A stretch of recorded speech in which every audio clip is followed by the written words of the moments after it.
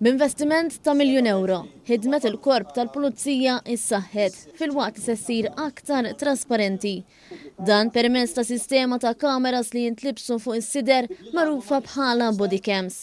Dan tħabbar waqt konferenza stampa indirizzata mill-Ministru għall-Intern Byron Camilleri u l-Kummissarju tal-Pulizija Angelo Gafà. Il-Kummissarju Gafà innota kif il-filmati se jipprovdu għodda tajba għal taħriġ tal-uffiċjali e kif se juru r-realtà li l-Pulizija jaffaċċjaw ta' kuljum. Dan fil-waqt li l-filmati jistgħu jintużaw ukoll bħala evidenza meta l-Pulizija tkun qed tipproċedi bil-każijiet fil-qorti. Dan kollu flimkien aħna qed ngħidu ħankunu aktar effettivi għaliex għandna evidenza aħjar, però wkoll aktar effettivi għax ħankunu żgur qed inkabru l-fiduċja tal-pubbliku u allura pubbliku iktar magħna flimkien verament pajjiżna jista' jkun aktar sikur.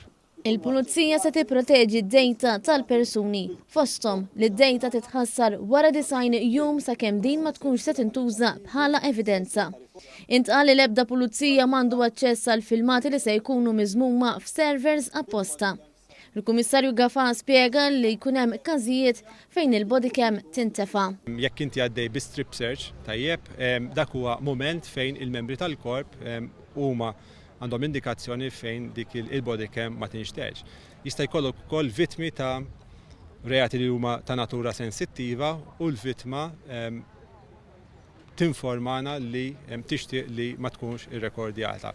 Il-Ministru Byron Camilleri spjega kif il-bodycam se jservu bħala għodda biex il-Pulizija tiġġieled il-kriminalità fil-waqt li toffri servizz aħjar liċ-ċittadin. Permezz ta' dan l-investiment il-korp tal-Pulizija ser ikun korp illi jkun aktar trasparenti, illi jkun aktar kontabbli, illi wkoll jagħti servizz aħjar lill-ċittadini Maltin u Għawġin.